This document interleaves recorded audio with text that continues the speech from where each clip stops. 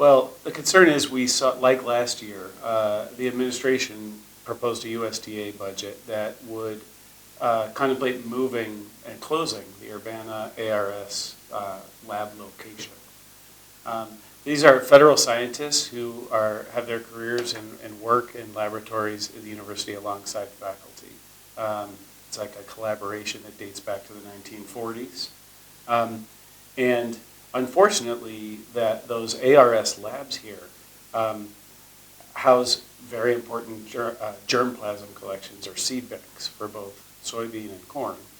And if those were moved, there's a concern that the science that those seed banks support would be interrupted, slowed, even put at risk. These seed depositories have been here for a long time. They have. And they've been supporting university researchers for decades. They have, yeah. So faculty at University of Illinois working alongside federal scientists with USDA have for generations developed superior, ever-improving lines of corn and soybeans that has helped grow American agriculture. The USDA proposal last year was to move soybeans to University of Missouri, corn research to Iowa State, which did not happen at that time, but that would certainly interrupt what University of Illinois research would be doing anytime after that. It would be hugely disruptive. As a researcher who works with those stock centers to try to find solutions for farmers for disease resistance, I can attest to the impact that would have and the disruption there would be in being able to send those stocks out to other locations and to other researchers if they're moving germplasm to another location. Give me an example of what you have done, how you have used that germplasm. So in my research, I work on disease resistance in corn, and so tar spot has been an issue for farmers. And we looked through and used germplasm from the germplasm collections to be able to identify sources of resistance that companies could then use to develop varieties for farmers so that they had materials and farmers had varieties that they could purchase that were resistant to tar spot. And here in the soybean collection, they're also using those collections to try to identify resistance to red crown rot, which is something that soybean farmers are working very hard right now to try to find solutions for. And so it's really important that our scientists at the Urbana location can continue that important work on red crown rot and continue working to solve the problems facing farmers today. And if those collections of germplasm were to be relocated someplace, what would really happen to your research? I think it would, me along with many others, there would be an impact and a delay in terms of how long it takes us to receive germplasm from USDA when we order it. And there would be decreased collaboration and communication and exchange as a result of moving those scientists that are currently located in Urbana. Now, you have used this for a number of years and have come up with some interesting discoveries.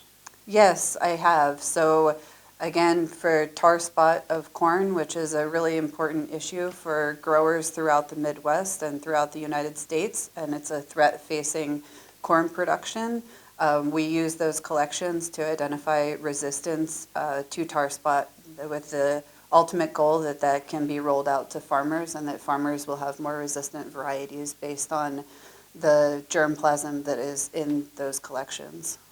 Steve, you've had a conversation with the staff people on the Ag Appropriations Subcommittee. Do they understand this? You know, I will say I think the proposal was initially someone hoped would save money we worked closely with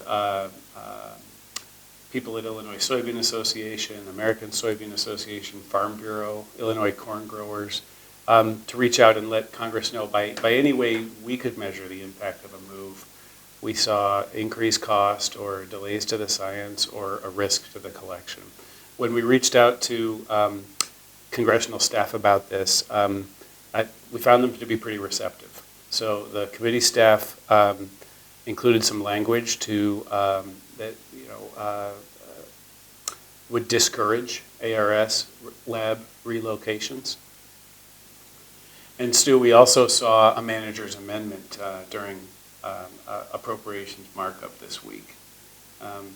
And a congressman from Maryland, Andy Harris, introduced language that would prevent an ARS lab being relocated unless the agency could show that the science would remain intact, that the scientists' careers wouldn't be interrupted with a loss of expertise, and that it would save money.